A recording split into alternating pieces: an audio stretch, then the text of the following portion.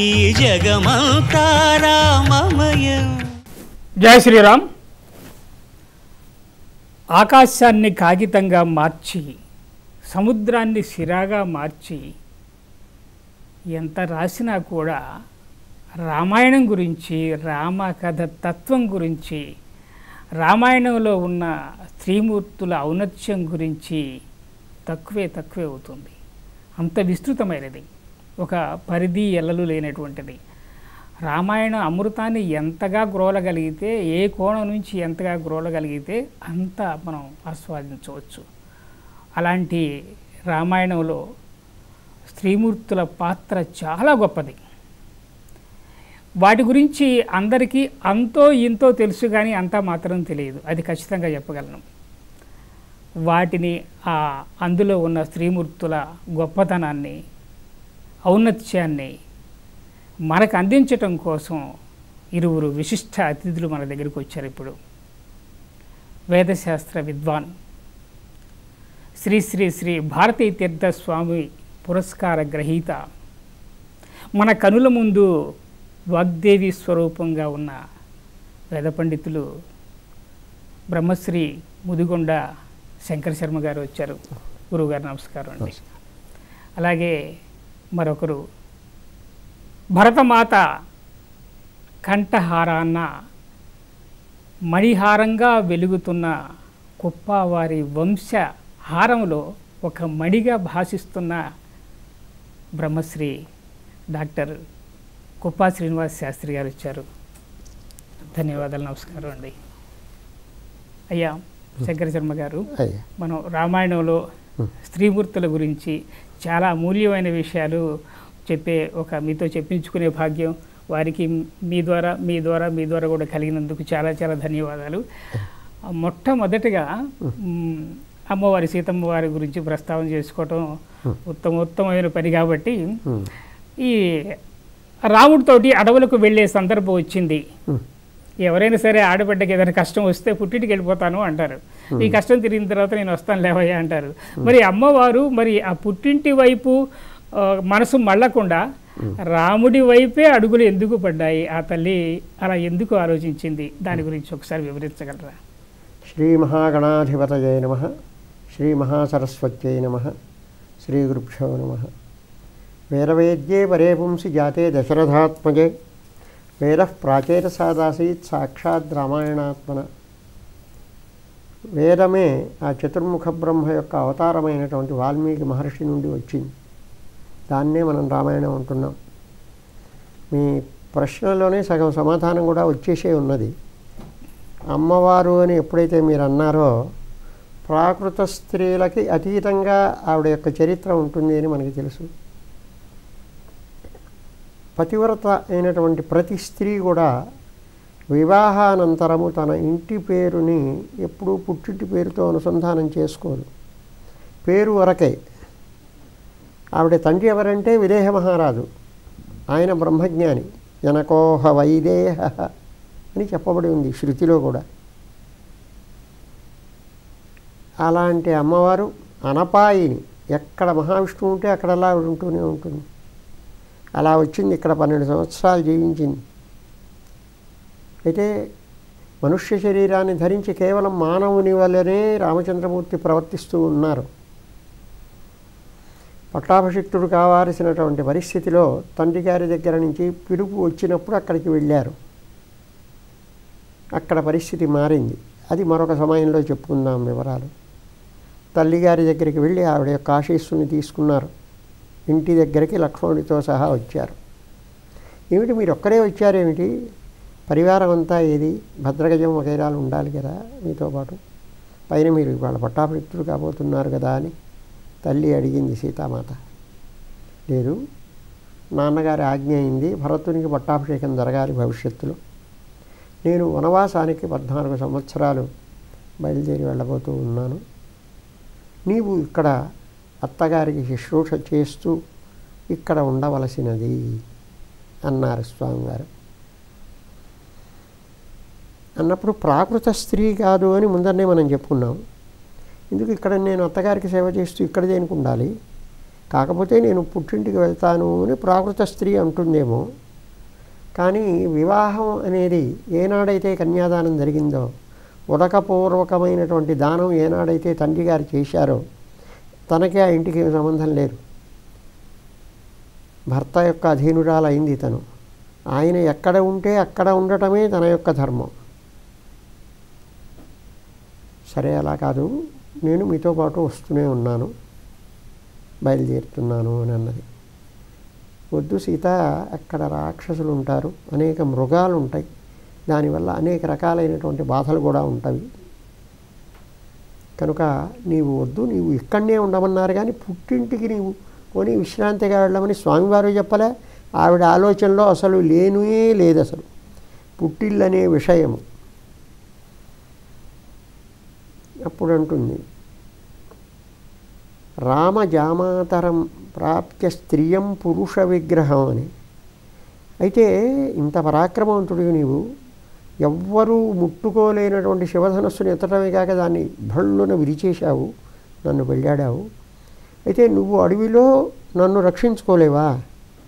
ఈ మాట ఎవరైనా చెప్తే విశ్వసించే విషయమైనా కాక నీవు నన్ను ఇక్కడనే ఉంచి వెళ్ళావు అని మా తండ్రి గారి చెవిన పడితే ఆయన ఏమనుకుంటాడో తెలిసిన? రాముడు గడ్డాల మీసాలు ఉన్నాయే తప్ప ఆయనలో లక్షణాలు, పురుష లక్షణాలు ఏం కనిపించడంలే. లేకపోతే 14 సంవత్సరాలు వనవాసానికి వెళ్ళేవాడు భార్యని అయోధ్య నగరంలో వదిలిపెట్టి వెళ్తాడా? ఈ శ్లోకానికి ఒక అరగంట వ్యాఖ్యానం చేయొచ్చండి. రామ జామాతరం ప్రాప్య, ఎక్కడికెక్కడికి ఏ అక్షరానికి ఆ అక్షరం విడగొట్టి చాలా ఉన్నది వ్యాఖ్యానం చేయదగ్గర, కానీ ప్రకృతం అది కాదు మనకి. కనుక నేను అక్కడ ఎట్లా 10 సంవత్సరాలు, 3 సంవత్సరాలు, 1 సంవత్సరమా, 14 సంవత్సరాలు అల్లా ఒకసారి 10 సంవత్సరాలు నీకు నేను ఎడబాటుగా, నీతో నేను ఎడబాటును పొంది ఉండాలి, 3 సంవత్సరాలు ఉండాలి, ఈ 13 కాక మరొక సంవత్సరం కూడా ఉండాలి.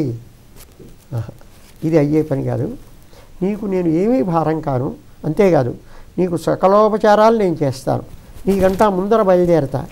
నువ్వు నడిచేటువంటి మార్గంలో ఏమైనా ముళ్ళు వగైరాలు ఏమన్నా ఉంటే అవన్నీ తీసి పారేస్తా.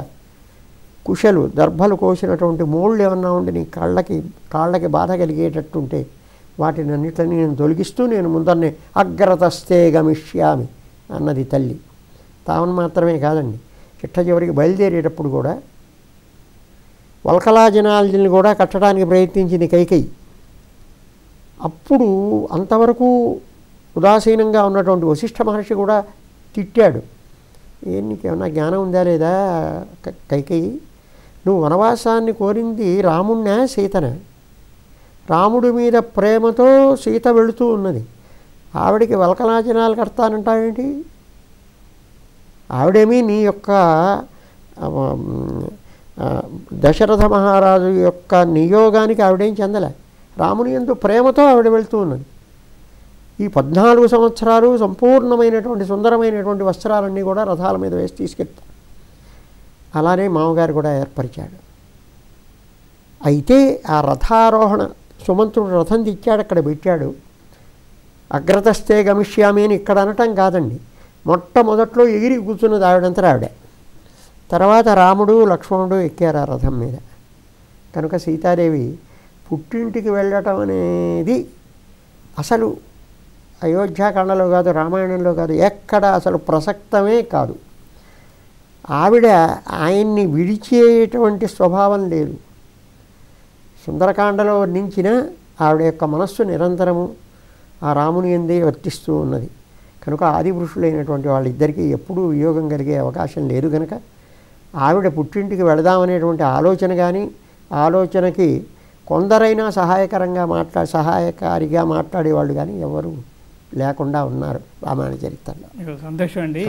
అంటే ఒక జ్యోతి నుంచి వెలుగుని, దీపాన్ని రెండింటిని ఎలా విడగొట్టలేరు, అలాగే సీతారాములను మనం విడగొట్టలేము అనేది సాధ్యం కాని పని. సీతాయాశ్చరితం మహత్ రామాయణం, రామస్య అయినం రామాయణం, రామాయాహ అయినం రామాయణం. అదే రామాయా సీతాయా సీతా చరిత్ర ఇక్కడ ప్రధానంగా మనకి చెప్పబడుతుంది. చాలా చక్కగా చెప్పారండి, సంతోషం. అయ్యా శ్రీనివాస శాస్త్రి గారు, రాముడు వనవాసంలో ఎన్నో లీలలు చూపించారు.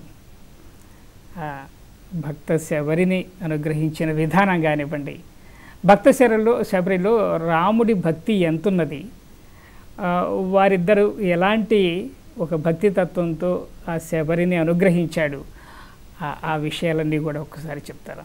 తప్పకుండానండి.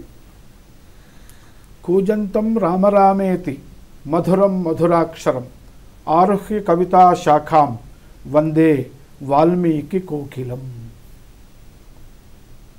వేద ప్రతిపాద్యుడైనటువంటి పురుషుడు రాముడిగా అవతరించగా ఆ వేదమే రామాయణంగా అవతరించింది. వేద సారమైనటువంటి ధర్మమే ఒక మనుష్యాకృతి మానవాకృతిని ధరిస్తే అది రాముడైనాడు. అందుకనే రామో విగ్రహవాన్ ధర్మ అనేటువంటి ప్రశంసని పొందాడు శత్రువుల చేత కూడా శ్రీరామచంద్రుడు. అటువంటి అత్యంత పరమ పావనమైనటువంటి సీతారాముల యొక్క వారి భక్తుల యొక్క గుణగణములను వర్ణించేటువంటి రామాయణంలో శబరిని శ్రీరామచంద్రుడు అనుగ్రహించటం అనేటువంటిది అత్యద్భుతమైన ఘట్టము. భగవంతుని యొక్క భక్త సులభత్వానికి భక్త పరాధీనత్వానికి సజీవమైన ఉదాహరణ. శ్రమణి శబరి ఆవిడ అడవిలో జీవిస్తూ ఉంటుంది. ఆ అడవిలో మతంగ మహర్షి యొక్క ఆశ్రమములో మతంగ మహర్షి యొక్క శిష్యురాలై వారికి సేవ చేస్తూ ఆవిడ జన్మని ధన్యము చేసుకున్నది. వనవాసిని కాబట్టి పెద్దగా విద్యా గంధము ఉన్నాయేమో మనకి తెలియదు. కానీ విద్య అంటే నేడు మనం చూస్తున్నటువంటి ఆంగ్ల విద్య కాదు, అధ్యాత్మ విద్యా విద్యానాం అని అత్యద్భుతమైనటువంటి మానవ జన్మని ధన్యం చేసేటువంటి విద్యయే విద్య. అది భారతీయ సంస్కృతిలో అంతర్వాహినిగా ప్రవహిస్తూ ఉంటుంది. ఆ విద్య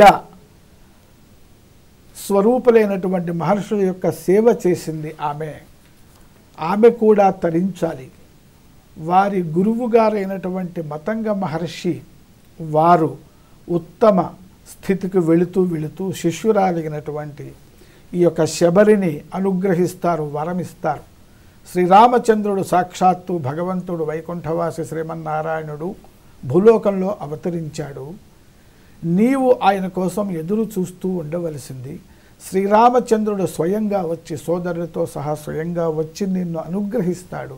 సాక్షాత్తు భగవంతుడే నీకు ఉత్తమ గతిని స్వర్గాది మోక్షాది స్థితులను కలుగజేస్తాడు అని మతంగ మహర్షి గురువు గారు ఆవిడకి ఆజ్ఞ ఇచ్చి వారు వెళ్ళిపోతారు.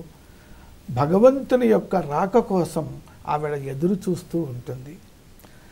సహజంగానే భారతీయులందరూ కూడా భగవంతుడి మీద భక్తి శ్రద్ధలు కలిగినటువంటి వాళ్ళు. భగవంతుడంటే పెద్దలందరూ కూడా గురువులందరూ కూడా గురువుకి భగవంతుడికి భేదం లేదు. అందుకనే ఆవిడ ఆ గురువులతో పాటు గురువులలో భగవంతుడిని చూసింది. ఆ గురువులు చెప్పినట్లుగా భగవంతుడి కోసం ఎదురు చూస్తూ ఉన్నది. తన మనస్సంతా తన హృదయమంతా కూడా భగవంతుడిని నింపుకుని భగవంతుడి అనుగ్రహం పొందటం కోసం ఎదురు చూస్తూ ఉన్నది. ఆ విధంగా ఒక రకంగా తపస్సు చేస్తూ ఉన్నది. అందువల్ల మరి వనవాసంలో భాగంగా రామలక్ష్మణులు ఆమె యొక్క ఆశ్రమానికి దయచేశారు. సీతాన్వేషణలో భాగంగా శ్రమణి ధర్మ నిపుణాం అధిగచ్చేతి రాఘవ అని చెప్పి వాల్మీకి మహర్షి ధర్మ నిపుణ శ్రమణి అంటే ఒక సర్వసంగ పరిత్యాగిని వంటిదనమాట. స్త్రీమూర్తి అయినప్పటికీ కూడా ఒక త్యాగ లక్షణంలో నివృత్తి మార్గంలో పయనిస్తున్నటువంటి స్త్రీమూర్తి. ఆమె అందులోనూ వృద్ధ, అత్యంత వృద్ధురాలు ఆవిడ. సిద్ధ, మంచి సిద్ధి కలిగినటువంటిది గురు పరిచర్య చేత. అలాగనే తాపసి, సిద్ధ సమ్మత, చారుభాషిణి అని ఆవిడ గురించి వర్ణిస్తాడు. అందువల్ల ఇన్ని ఉత్తమ లక్షణాలు ఉన్నాయి అంటే అవి కేవలం భగవద్భక్తి వల్లనే ఈ ఉత్తమ లక్షణాలన్నీ కూడా కలుగుతాయి అన్నమాట. అందువల్ల ఈ రామలక్ష్మణులు ఆ దండకారణ్యంలో పంపా నదీ తీరానికి పశ్చిమ తీరంలో పశ్చిమ దిక్కులో ఉన్నటువంటి ఆ ఆశ్రమానికి వచ్చారు. అక్కడ శబరి యొక్క ఆశ్రమమే అన్నారు. వస్తుతః అది మతంగ మహర్షి యొక్క ఆశ్రమం. వారు వెళుతూ ఆమెకి ఆ ఆశ్రమాన్ని ఇక్కడ ఉండి నీవు ముక్తి పొందవలసిందని చెప్పారు. కాబట్టి వారి తర్వాత అది శబరి ఆశ్రమంగా కీర్తింపబడింది వాల్మీకి మహర్షి చేత రామాయణంలో. అందువల్ల శ్రీరామచంద్రులు రాగానే రామలక్ష్మణులు ఇద్దరు రాగానే వాళ్ళకి చక్కగా అర్ఘ్యపాద్య యాచమనాలు ఇచ్చి ఉచితాసనం మీద కూర్చోబెట్టి వారికి సేవ చేయడానికి సిద్ధంగా ఉంటే ఆ భగవంతుడు భక్త సులభుడు భక్తులని చూస్తే భక్తుడు భగవంతుడిని చూస్తే పులకరించిపోవటమే కాకుండా మరి భక్తులని చూస్తే కూడా భగవంతుడు అంత పులకరించిపోతాడు, ఆనందాన్ని పొందుతాడు. అంటే సమానం, టూ వే ట్రాఫిక్ అంటారు అట్లా సరదాగా. భగవంతుడి యొక్క భక్తిని మనము ఆ భక్తి మార్గాన్ని అనుసరించడానికి మనకి ఏ విధమైనటువంటి వేరే అర్హతలు అంటే ధనం కానీ అధికారం కానీ ఇటువంటివి ఏమీ అక్కర్లేదు. భగవంతుడి యొక్క చరణార విందముల మీద భగవంతుడు నన్ను తప్పకుండా రక్షిస్తాడు అనేటువంటి సంపూర్ణమైన విశ్వాసము కలిగి ఉండటమే మరి అత్యద్భుతమైనటువంటి అత్యావశ్యకమైనటువంటి అర్హత. దాన్నే భక్తి. అటువంటి భక్తి శబరి కలిగి ఉన్నది. అందువల్ల రాముడి దగ్గరికి వెళ్ళాల శబరి దగ్గరికే రాముడు వచ్చావని అనుగ్రహించాడు. ఇంతకంటే ఇంకేం కావాలండి శబరి యొక్క భక్తిని మనం తెలుసుకోవటానికి? మనమందరం కూడా అటువంటి భక్తిని కలిగి ఉన్నట్లయితే భగవద్ అనుగ్రహం తప్పకుండా మనకి లభిస్తుంది. సంతోషం అండి, చాలా బాగా చెప్పారు శర్మ గారు. మరి మనకి రాజు భార్యలు ఎవరు కూడా అంతఃపురంలోనే ఉంటారు.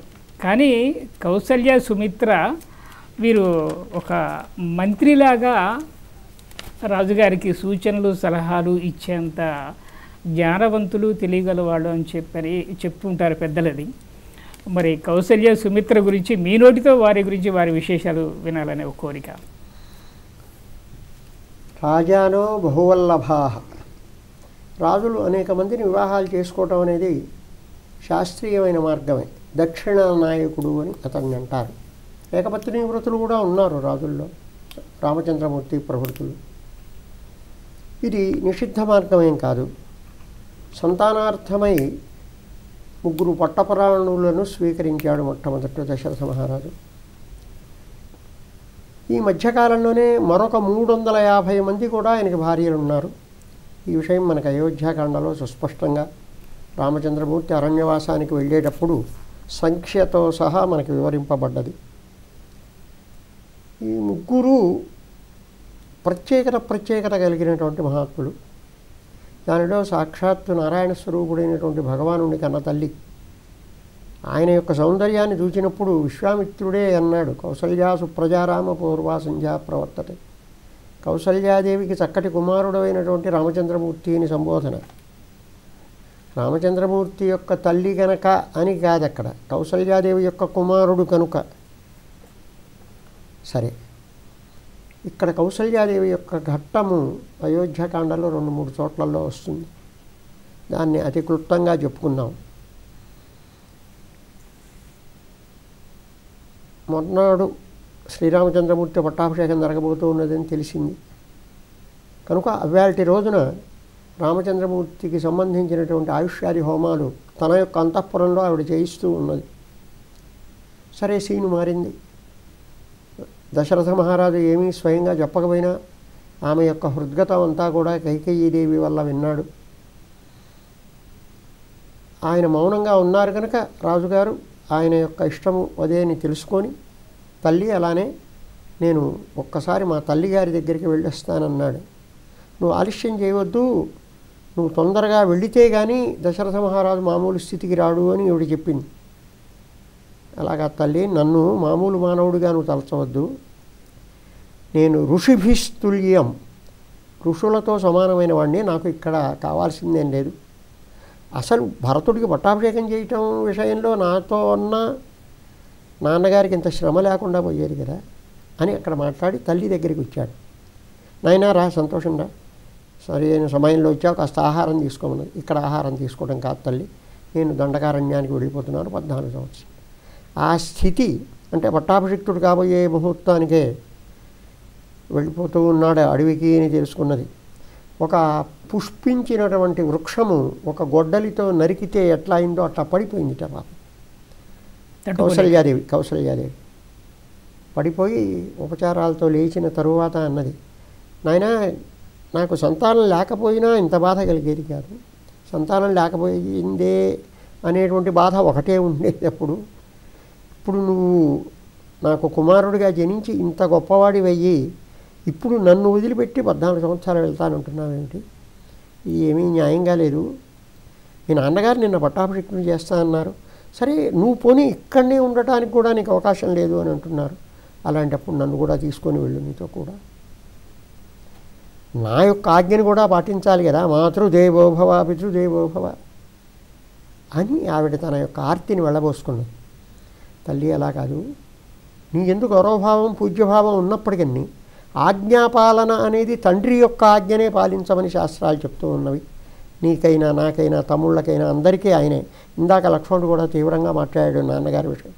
అలా కాదు, మనమందరం ఆయన యొక్క ఆజ్ఞని శిరోధార్యంగా మనం వహించవలసి వస్తుంది.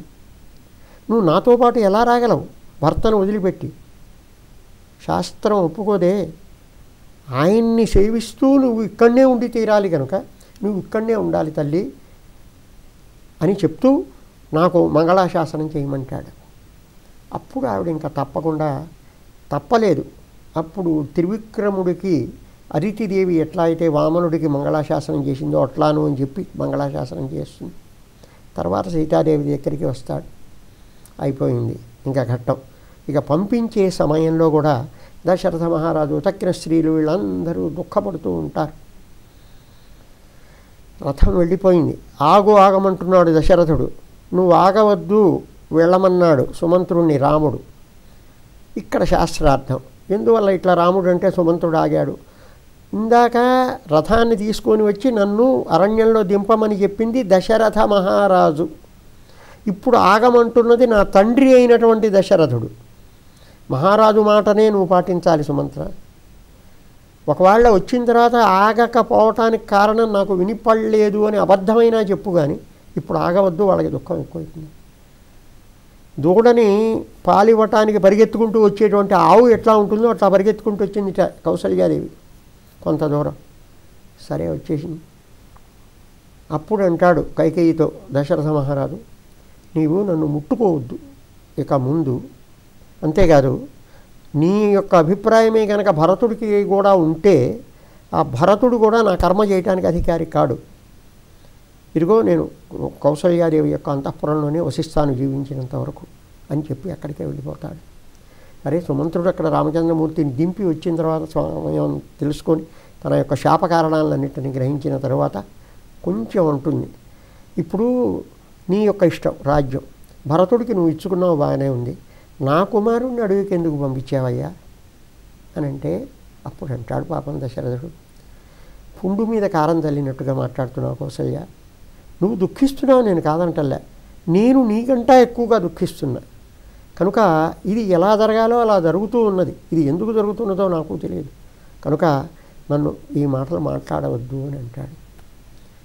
భరతుడు కౌసల్య దగ్గరికి వచ్చినప్పుడు ఒక మాట అంటుంది, నాయన మమ్మల్ని రాముడు ఎక్కడ ఉన్నాడో అక్కడికి పంపించు, దశరథుడు చనిపోయినాడు, ఇంకా కర్మ ప్రారంభించాలండి. అక్కడ అత్యంత సూక్ష్మధర్మం ఉంది. ఏమిటి ఆ సూక్ష్మధర్మం అంటే ఆయన ఏమన్నాడు, ఇదే అభిప్రాయం కనుక భరతుడికి కూడా ఉంటే నా యొక్క అపరకర్మ చేయడానికి భరతుడు అధికారి కాడు అన్నాడు. అదే అభిప్రాయంలో నువ్వు ఉన్నట్లుగా ఉన్నది నీ పరిస్థితి చూస్తే. దశరథ మహారాజు యొక్క అగ్నిహోత్రాలతో సహా దశరథ మహారాజు యొక్క శవాన్ని తీసుకొని నేను వెళ్ళిపోతాను రాముడి దగ్గరికి, అక్కడనే కర్మకాండ జరుగుతుంది. అంటే అతి ధర్మ సూక్ష్మములను అన్నిట్లని గమనించిన మహాతల్లి కౌసల్యాదేవి. అలానే సుమిత్రాదేవి ఆధ్యాత్మికవేత్త, జ్ఞానము కలిగినటువంటిది.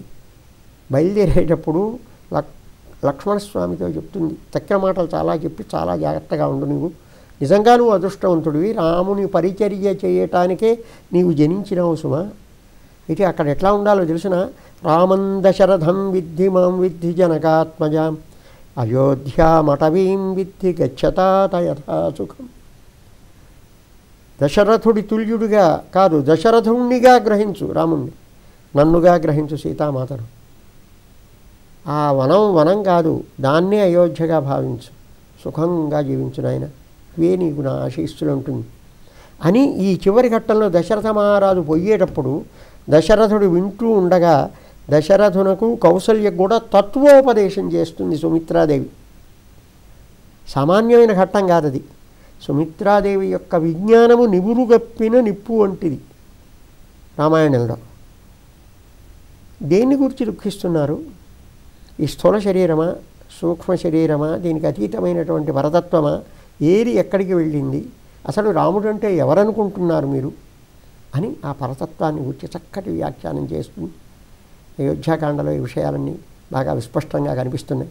కనుక దశరథ మహారాజుకి సలహా చెప్పటం కాదు, కానీ దశరథ మహారాజుకు బోధించదగినటువంటి సద్విద్యలు ఉన్నటువంటి స్త్రీలు వీరు ఉభయులు. అది వాళ్ళ యొక్క గొప్పతనం. సంతోషం అండి. ఎవరన్నా కొడుకు ఏదైనా ప్రయాణంతో వెళుతున్నా కూడా ఏదో బృందంలో కలిసి తీర్థయాత్రలకు వెళుతున్నానా, అందరి సంగతి వదిలేసి నువ్వు మాత్రం జాగ్రత్తగా ఉన్నానా, వెళ్ళకి తిను అని చెప్తుంది. సుమిత్ర అలా చెప్పలేదు. అలా చెప్పలే. నాలో నన్ను ఎలా చూసుకుంటున్నావో సీతను అలా చూసుకో, అడవి వనమే అయోధ్య అనుకో. అసలు ఎంత గొప్ప విషయం అండి. అసలు వాళ్ళ వ్యక్తిత్వానికి ఒక నిదర్శనం. ఆ శ్లోకానికి కూడా కనీసం ఒక గంట వ్యాఖ్యానం చేయొచ్చు.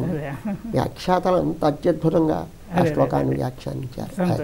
మీరు అనుమతిస్తే ఈ విషయంలో అభిప్రాయం చెప్పండి. తల్లి ప్రథమ గురువు, అందుకనే మాతృదేవోభవ అని కూడా వేదం చెప్పింది. మొట్టమొదటి గురువు ఎవరంటే తల్లి అని కూడా. వనవాసంలో రాముడితో పాటు వెళ్తున్న లక్ష్మణుడికి ఆ రోజు అలా సుమిత్రాదేవి ఉపదేశం చేసింది కావునని అయోధ్యా మఠమేం విద్ధి మాం విద్ధి జనకాత్మజామని ఇప్పుడు వారు సెలవిచ్చినట్లుగా సీతాదేవిని రావణాసురుడు అపహరించుకుని వెళ్ళిన తర్వాత ఆ నగల మూట తెచ్చి ఇస్తే వానరులు సుగ్రీవుడి ద్వారా అది చూసి ఆశువులు అంటే నీళ్లు నిండి కళ్ళతో నేను ఇవి మీ వదిన గారి నగలేనేమో చూసి చెప్పు అని రాముడు లక్ష్మణుడితో అంటే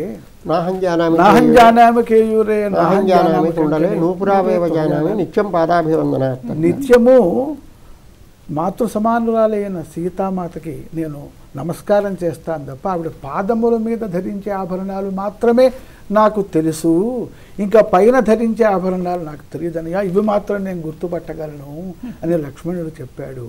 అంటే అన్నా వదినలు తల్లిదండ్రులతో సమానం అనేటువంటి ఎంత గొప్ప ధర్మాన్ని రామలక్ష్మణులు ఆచరించి చూపించారో, అటువంటి ధర్మాన్ని రామాయణం మనకు ఎలా బోధించిందో, అటువంటి ధర్మాన్ని సంస్కృతిగా తమ జీవన విధానంగా ఈ భారతదేశంలో ఉన్న భారతీయులందరూ కూడా ఆచరిస్తూ విశ్వ ప్రజలందరికీ కూడా ఆదర్శభూతులుగా ఉన్నారు. దానికంతటికీ కూడా రామాయణ మహా ఇతిహాసము, మహాపురాణము, మహాకావ్యము, అందులోని పాత్రలు ముఖ్యంగా స్త్రీమూర్తులు, స్త్రీ పాత్రలు, నమస్కారం పూజ్యమైనటువంటి ప్రాతస్మరణీయమైనటువంటి పాత్రలు వాళ్ళందరూ కూడాను. కొంచెం ఇంకొక విషయం చెప్పాలి ఇదే విషయంలో. మహాభాగ్యం చెప్పండి. ఇక్కడ ఒక చిన్న శాస్త్రార్థం ఉన్నది. పితృసమో జ్యేష్ఠ, తండ్రి ఎట్లాంటి వాడో పెద్దన్నగారు అట్లాంటి వాడే అని శాస్త్రం చెప్తూ ఉన్నది. అందువల్ల రామచంద్రమూర్తిని అనుసరించాడు లక్ష్మణుడు, అలా అనటానికి లేదు. పితృసమో జ్యేష్ఠ ఎప్పుడైతాడు అంటే తండ్రి వెళ్ళిపోయిన తరువాత పెద్దన్న తండ్రి స్థానాన్ని అలంకరిస్తాడు అనే అర్థం. ఇక్కడ తండ్రి గారి యొక్క అభిప్రాయము లక్ష్మణుడు తన దగ్గర ఉండాలని కంట రామునికి ఉపచర్య చేస్తూ రామునితో పాటు వెళ్ళటంలో ఆయన యొక్క ఇష్టము సంపూర్ణంగా భాషించింది లక్ష్మణునకు. అందువల్ల రాముణ్ణి అనుసరించాడు. అంతేకాదు, లక్ష్మణుడు ధీరోదాత్తుడు, ఉద్ధతుడు. ఈయన ధీర లలితుడు, ధీరశాంతుడు, భరతశత్రుఘ్నుడు. ఈ ఉద్ధతత్వము ఆయన ఆదిశేషుడు కావటంలో మహాకోపం. దశరథుణ్ణి బంధించి నిన్ను రాజుని చేస్తాను, నిన్నయనే కదా ఆయన అన్నది. ఇవాటి రోజున కాముకుడై నిన్ను అడవికి పంపిస్తానంటున్నాడు. నిన్న రాజుగా ఉండి నిన్ను పట్టాభిషిక్తుని చేస్తానన్నాడు. అందువల్ల నేను రాజును. లక్ష్మణ, నీవు కానీ నేను కానీ మన తల్లులు కానీ ఎవరైనా రాజాజ్ఞని ధిక్కరించడానికి ఎవరికీ అవకాశం లేదు. కనుక దీనివల్ల మహాపాపం చేసినట్లు అవుతుంది, నువ్వు ఇట్లాంటి మాటలు మాట్లాడవద్దు అని రామచంద్రమూర్తి మందలించిన తరువాత ఏమీ మాట్లాడటానికి వీల్లేక నేను నీతో పాటు వస్తాను అని అంటాడు. అంటే ఈ కౌసల్యాదేవి యొక్క గొప్పతనాన్ని గురించి చెప్పడానికి, ఇతన్ని నివారించడానికి రామచంద్రమూర్తి ఇక్కడ రాజుగారి దగ్గర తనతో అయినా ఉండకుండా ఎట్లాను అనే ఉద్దేశంతో, నీ తల్లిని నా తల్లిని ఎవరు చూసుకుంటారా బాయ్, మరి నువ్వే ఉండి వాళ్ళిద్దరినీ రక్షించాలి కదా అంటే, వాళ్ళని నేనేం రక్షించక్కర్లే, కోసల దేశం ఉండేది అంటే ఈ ఆస్తి మొత్తము ఆవిడకి సంబంధించింది. ప్రధానంగా ఆవిడికి 1000 గ్రామాలు ఉన్నాయి, ఆవిడ నాలాంటి వాళ్ళని 1000 మందిని పోషించగలదు, అలానే మా తల్లి కూడా. కనుక నాతో వాళ్ళకేం నిమిత్తం లేదు, వాళ్ళు సుఖంగానే ఉంటారు, నిన్ను వదిలిపెట్టి నేను వచ్చే ప్రసక్తే లేదు అని అంటాడు లక్ష్మణుడు. అది ఆ ఇద్దరి యొక్క అన్నాదమ్ముల యొక్క అనురాగము, ఆ భక్తిభావము అనేది అట్లానే ఉంటూ ఉన్నది. ఆ కౌసల్యాదేవి యొక్క గొప్పతనం కూడా అంతటిది. ఎందుకు కొరగాలు కైకేయి ఆవిడలో అంటే ఆ యొక్క రాజ్యము, ఆవిడ తాలూకు రాజ్యం ఇక్కడ సంక్రమించి ఉన్నది, దానికి అధిపతి అయినాడు దశరథ మహారాజు. చాలా సంతోషం అండి. అహల్య శాప విమోచనం అది రాముడి వల్లే ఎందుకు జరిగిందంటారు? అహల్య శాప విమోచనం రాముడి వల్లనే జరగాలి అని గౌతమ మహర్షి, అహల్యాపతి అయినటువంటి గౌతమ మహర్షి ఆమెకి శాప అవసానము, శాప విముక్తి మాటగా ఆయన ఆజ్ఞాపన చేసి వెళ్ళాడు. అహల్య అంటే కూడా ఆవిడ అహల్య ద్రౌపది సీత తారా మండోదరి తథ అని చాలా గొప్ప స్త్రీమూర్తులలో ఒక ఆవిడగా చెప్పబడింది. నా హల్య అహల్య అంటే అద్భుతమైనటువంటి గుణగణములు కలిగినటువంటిది ఆమె అన్నమాట. అయితే అసలు ఈ అహల్య వృత్తాంతము, శాప విమోచన వృత్తాంతము, రామలక్ష్మణులు గౌతమ మహర్షి ఆశ్రమంలోకి ప్రవేశించటము, ఈ వృత్తాంతం అంతా కూడా రామాయణంలోని బాలకాండలోని 48వ సర్గలో వస్తుంది. రామలక్ష్మణులను తన యాగ సంరక్షణ కోసం విశ్వామిత్ర మహర్షి తీసుకుని వెళుతూ ఉన్నాడు. అలా అడవిలో ప్రయాణం చేస్తూ ఉన్నారు. ఆ ప్రయాణం చేస్తూ ఉండగా ఒక ఆశ్రమ ప్రాంతాన్ని చూస్తాడు శ్రీరామచంద్రుడు. ఆ ఆశ్రమమేమో చాలా అత్యద్భుతంగా ఉన్నది, చాలా ఎంతో కాలం నుంచి ఉన్నట్టుగా ఉన్నది. పురాణం నిర్జనం రమ్యం శ్రీమతు ఆశ్రమ సంకాశం. అది నిర్జనం, మరి ఆశ్రమం అంటే మరి అనేక మంది మహర్షులు నివాసంగా ఉండాలి, తపోభూమిగా ఉండాలి, యజ్ఞయాగాది క్రతువులు జరుగుతూ ఉండాలి. అక్కడెక్కడ ఎవరు ఏమీ లేరు, ఏం జరగటం లేదు.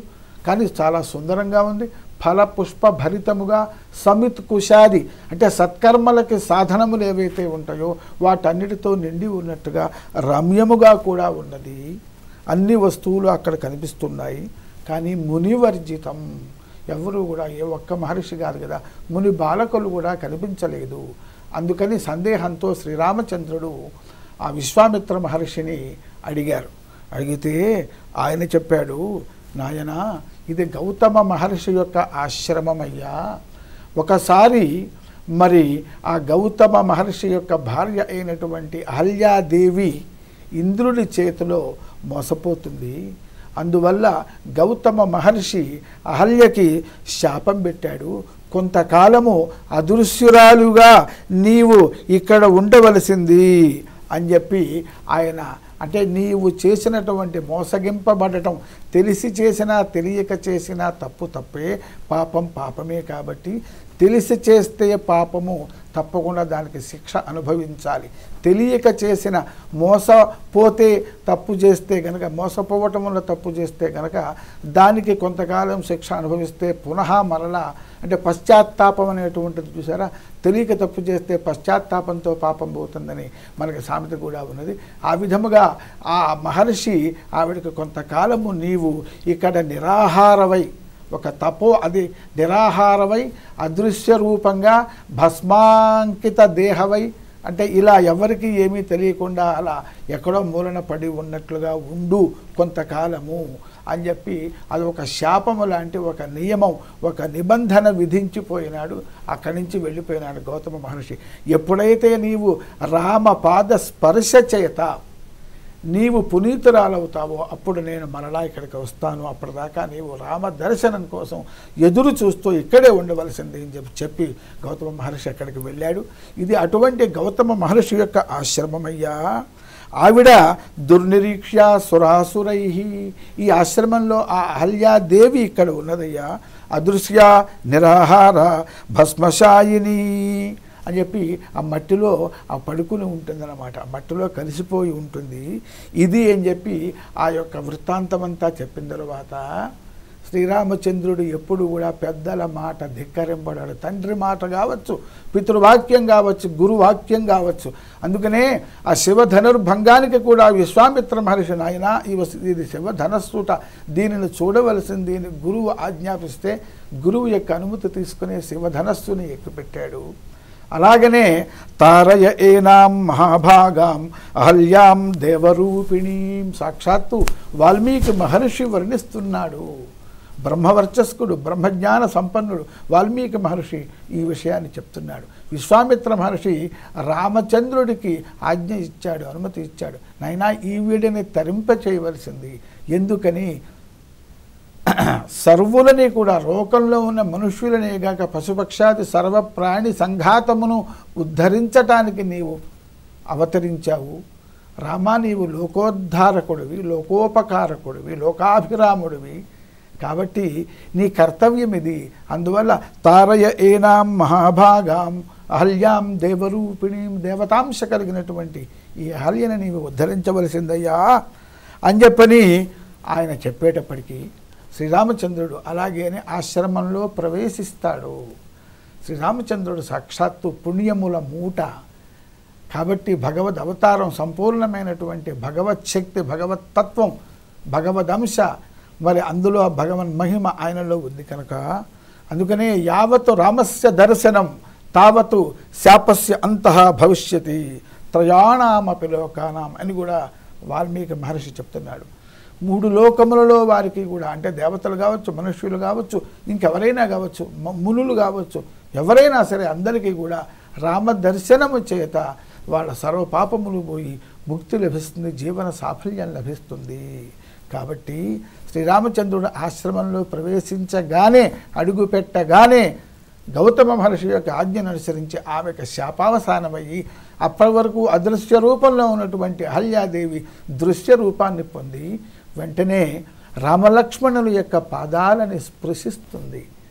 అప్పుడు ఆవిడ శాపావసానం అయిపోయింది, పునీతురాలైంది. కనుక మరలా మహర్షి యొక్క మరి ధర్మపత్ని ఆవిడ పూజ్యురాలు కనుక రామలక్ష్మణులు మరలా వాళ్ళు తిరిగి ఆవిడ యొక్క పాదములను స్పృశించి ఆవిడకి నమస్కారం చేస్తారు. ఎప్పుడైతే శాపావసానమైపోయి అహన్య పునీతురాలైందో వెంటనే గౌతమ మహర్షి కూడా అక్కడికి వచ్చి ఆ భార్యా సమేతుడై అహల్యా గౌతములిద్దరూ కూడా శ్రీరామచంద్రుడిని చక్కగా పూజిస్తారు. శ్రీరామచంద్రుని యొక్క అనుగ్రహాన్ని వాళ్ళు పొందుతారు. యదా రామ ఏతద్వనం ఆగమిష్యతి తదా పూతా భవిష్యసి అని చెప్పని ఆయన చెప్పాడనమాట. కాబట్టి రామదర్శనం అంటే రాముడు ఏమిటనమాట, ఎటువంటి వారిని 3 లోకములని కూడా ఉద్ధరించేటువంటి వాడు శ్రీరామచంద్రుడు. భగవత్ శక్తికి మించినటువంటి పవిత్రమైనటువంటి వస్తువు ఇంకోటి లేదు, భగవత్ తత్వమును మించినటువంటిది. అందువల్ల నుంచే శ్రీరామచంద్రుడికి పతిత పావన స పంక్తి పావన పావన అని కూడా నన్ను పేర్లున్నాయి, ప్రశంసలున్నాయి. అందువల్ల శ్రీరామచంద్ర అంటే మహర్షి ఆజ్ఞ, మహర్షి ఆజ్ఞ అంటే భగవదాజ్ఞ అన్నమాట. కాబట్టి ఆ భగవదాజ్ఞారూపంగా మహర్షి గౌతమ మహర్షి రాముడి చేత నీకు అనుగ్రహం లభిస్తుంది, శాపావసానం అవుతుంది అని చెప్పటం వల్ల మహర్షుల యొక్క ఆజ్ఞని కూడా నన్ను ఆలోచనని భగవంతుడు కూడా పరిపాలన చేస్తాడు. అందువల్ల మరి ఆ శ్రీరామచంద్రుడు ఆవిడ యొక్క ఆశ్రమంలో ప్రవేశించి అహల్యాదేవిని ఆవిడ్ని చక్కగాను శాప విముక్తురాలను చేసి ఆవిడ్ని అనుగ్రహించాడు. అందువల్ల అమ్మో నేను తప్పు చేశానేమో, నేను భగవంతుడిని పూజించకూడదేమో అని కూడా సందేహించవలసిన అవసరం లేదు. శయాన ఆసీన తిష్టన్ను అని భగవంతుడిని పూజించటానికి సర్వులు అర్హులే, సర్వకాలములు అర్హులే. సమయము తగినది అని చెప్పి మనకి ఈ సంఘటన మనకి తెలుపుతూ ఉన్నదండి. సంతోషం అండి. తారాదేవి రాజనీతి పట్ల ఆవిడకున్న అవగాహన, పరమార్థ దృష్టి కూడా ఆవిడకి ఎంతగా ఉన్నది? తార యొక్క ప్రత్యేకత ఏమిటి? తార వాలి యొక్క పత్ని, వీరపత్ని, వీరమాత. రామాయణంలో మనం చూస్తే ఆంజనేయుని తర్వాత వానరులలో బలవత్తరుడు అంగదుడు. అందువల్లనే వీరపత్ని, వీరమాత. ధార్మిక దృష్టి కలిగినటువంటిది. అసలు వాలి సుగ్రీవులకి వచ్చినటువంటి భేదాభిప్రాయము పెద్ద కారణం లేకుండానే వచ్చింది. వాలి మరణించాడు అనేటువంటి భావనతో పట్టాభిషిక్తుడు కావటం వల్ల వాలికి ఆగ్రహం కలిగింది. సరే, విడిపోయినారు.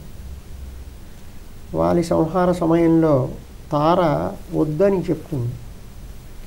ఇందాకనే నీ చేత పరాజితుడే వెళ్ళిపోయినాడు సుగ్రీవుడు, ఇప్పుడు మళ్ళీ సింహగర్జన చేస్తున్నాడు, కనుక అతడికి సహాయం ఉన్నారు. ఆ సహాయము రామచంద్రమూర్తి అని నాకు అంగదుని ద్వారా తెలిసింది, కనుక నీవు వెళ్ళవద్దు అని అంటుంది.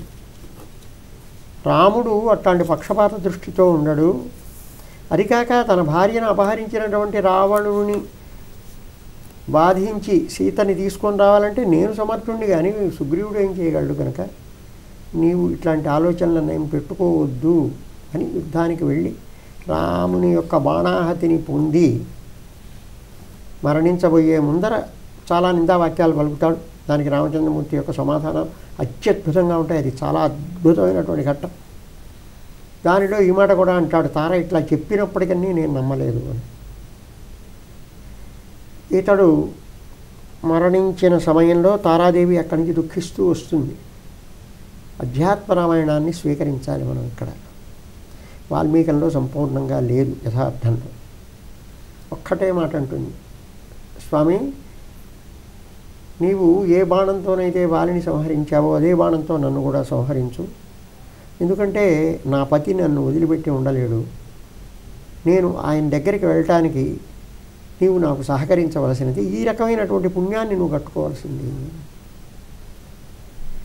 ఇప్పుడు ఎట్లాగైతే అర్జునునకు యుద్ధ సమయంలోనే తత్వోపదేశం చేశాడో కృష్ణ భగవానుడు, తారాదేవికి భర్త పోయిన సమయంలో రామచంద్రమూర్తి ద్వారా తత్వోపదేశం జరిగింది. తారా అయితే ఈ వాలి యొక్క శరీరమా, నీ భర్త సూక్ష్మ శరీరమా, ఈ రెండు యొక్క ఐక్యమా, ఏక స్వభావమైనటువంటి జీవుడా, ఆ జీవుడే పరమార్థమా, అసలు పరమార్థం వాలికి నీకు భేదం ఏమన్నా ఉందా, సర్వవ్యాపక చైతన్య స్వరూపులైనా మీరు ఉభయులు, ఈ విషయములన్నిట్లని చర్చించి తారకి అక్కడ తత్వోపదేశం చేయటం జరిగినది.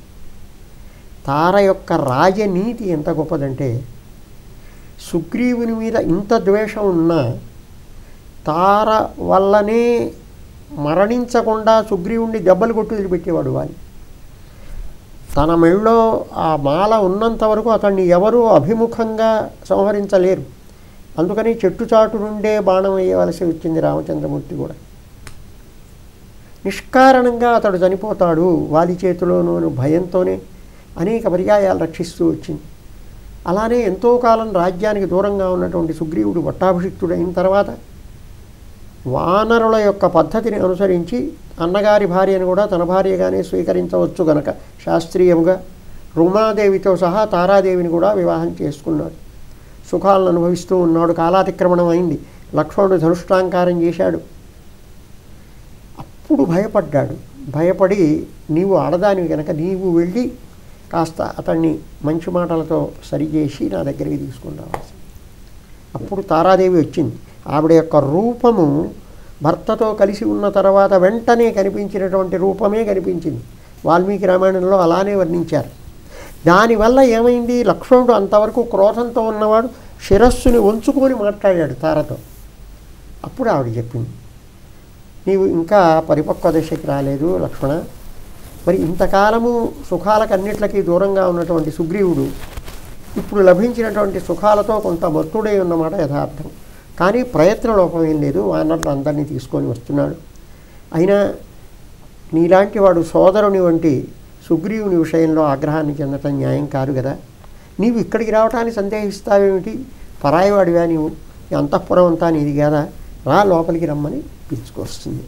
దానివల్ల లక్ష్మణుడు ఎంత క్రోధంతో వచ్చాడో దానిలో 3వ వంతు తగ్గిపోయింది. 1 వంతే మిగిలిన్నది. అది కూడా తర్వాత తార యొక్క ఉపదేశం వల్ల తగ్గిపోతుంది. కనుక తార తత్వోపదేశాన్ని రామచంద్రమూర్తి వల్ల పొందింది. అంతేకాదు చక్కటి రాజనీతి కూడా కలిగినటువంటి వ్యక్తి తారాదేవి. అది సంతోషం అండి. అంటే రాజనీతి తద్వారా మళ్ళా దానికి మరొక భిన్నమైన కోణమైన ఒక పరమార్థ దృష్టి కూడా అవును సాక్షిభూతమైన తల్లి తార అద్వైత స్థితిని కలిగించారు రామచంద్రమూర్తి.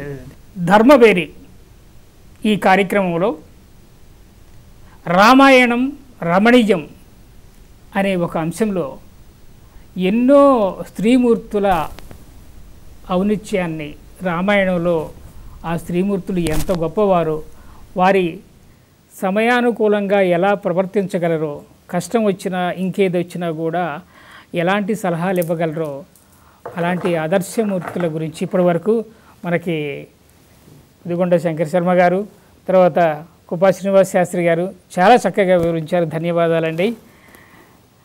మరో కార్యక్రమం ద్వారా మళ్ళీ కలుసుకుందాం. జై శ్రీరామ్.